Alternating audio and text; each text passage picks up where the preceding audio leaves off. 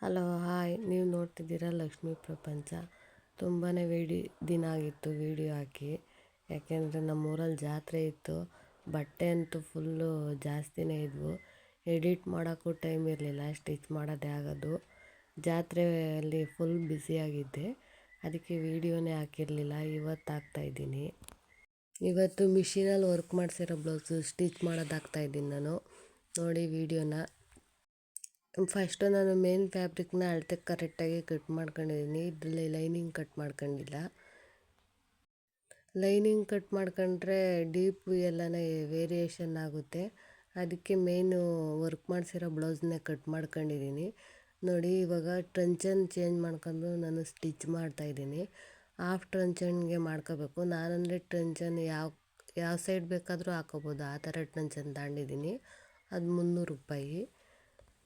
ಬಿಚ್ಚಿ ಚೇಂಜ್ ಮಾಡೋದಕ್ಕಿಂತ ಈ ಥರ ಟ್ರಂಚನ್ ತೊಗೊಳ್ಳಿ. ಅದರಲ್ಲೇ ನಟ್ಟು ಲೂಸ್ ಮಾಡ್ಕೊಂಡು ಯಾವ ಸೈಡಿಗೆ ಬೇಕಾದ್ರೂ ನಾವು ಚೇಂಜ್ ಮಾಡ್ಕೋಬೋದು. ನೋಡಿ ಈ ಥರ. ಇವಾಗ ಸ್ಟಿಚ್ ಮಾಡ್ತಾಯಿದ್ದೀನಿ ನಾನು. ಹಾಗೆ ಸ್ಟಿಚ್ ಮಾಡೋಕ್ಕೆ ಹೋದರೆ ಬಟ್ಟೆ ಮುಂದೆನೇ ಹೋಗಲ್ಲ. ಆಮೇಲೆ ಸೂಜಿ ಎಲ್ಲ ಮುರಿದೋಗ್ತಿರುತ್ತೆ, ಸುಮ್ಮನೆ ಸೂಜಿ ವೇಸ್ಟ್ ಆಗ್ತವೆ. ಈ ಥರ ಆದರೆ ಬೇಗ ಬ್ಲೌಸು ಫಿನಿಶಿಂಗ್ ಆಗುತ್ತೆ. ಒಬ್ಬೊಬ್ಬರು ಹೊಸ್ದಾಗಿ ಕಲಿಯೋರಿಗೆ ಕಷ್ಟ ಆಗಿರುತ್ತೆ ವರ್ಕ್ ಮಾಡೋ ಬ್ಲೌಸು. ಸರಿಯಾಗಿ ಬರೋಲ್ಲ ಅಂತ ಸ್ಟಿಚ್ಚೇ ಮಾಡ್ತಿರಲ್ಲ. ನೋಡಿ ಈ ಥರ ಸ್ಟಿಚ್ ಮಾಡ್ಕೋಬೇಕು. ನಮ್ಮೂರಲ್ಲಿ ಜಾತ್ರೆಲಂತೂ ಫುಲ್ ಅಂಗಡಿ ಹಾಕಿದ್ವಿ. ಫುಲ್ ಎಂಜಾಯ್ ಮಾಡಿದ್ವಿ ಜಾತ್ರೆನ. ಅಂಗಡಿನೂ ಹಾಕಿದ್ವಿ, ಅಷ್ಟೇ ಬಟ್ಟೆನೂ ಇದ್ವು. ಬಟ್ಟೆ ಹೊಲಿಯೋದ್ರಲ್ಲೇ ಬ್ಯುಸಿಯಾಗಿದ್ದೆ. ಜಾತ್ರೆನ ಸರಿಯಾಗಿ ನೋಡೋಕ್ಕೆ ಆಗಲಿಲ್ಲ ನನಗೆ.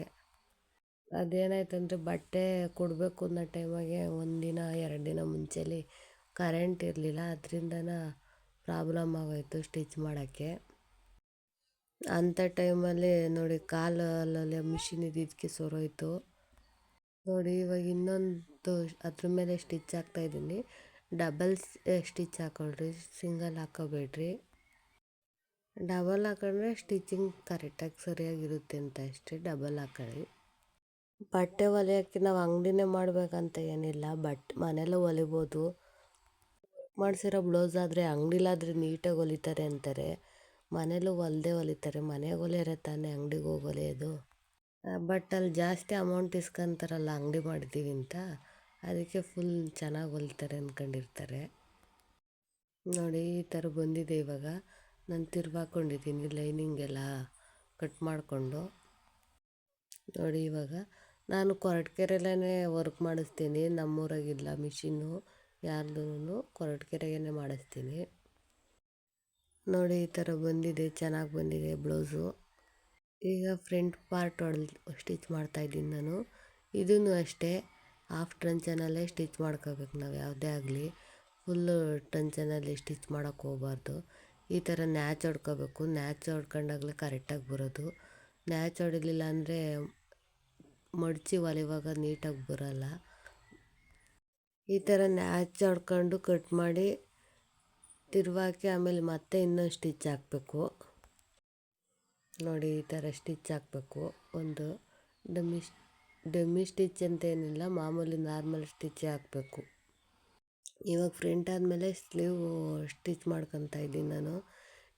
ಸ್ಲೀವಿಗೆ ವರ್ಕ್ ಮಾಡುವಾಗ ಯಾವಾಗಲಾಗಲಿ ಒಂದು ಸೈಡ್ ಕಡಿಮೆನೇ ಇರುತ್ತೆ, ಇನ್ನೊಂದು ಸೈಡ್ ಜಾಸ್ತಿ ಇರುತ್ತೆ. ನಾವು ಆವಾಗ ಪೀಸ್ನ ಅಟ್ಯಾಚ್ ಮಾಡ್ಕೋಬೇಕು, ಇಲ್ಲಾಂದರೆ ಸ್ಲೀವಿಗೆ ಆಗಲ್ಲ.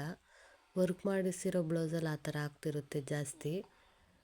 ಆಗಿಲ್ದಂಗೆ ವರ್ಕ್ ಮಾಡೋರೆ ಅಂತ ಅನ್ನೋಕ್ಕೂ ಆಗಲ್ಲ, ಯಾಕೆಂದರೆ ಪೀಸು ಹೆಂಗಿರುತ್ತೋ ಹಂಗೆ ಮಾಡಿರ್ತಾರೆ ಅವರು.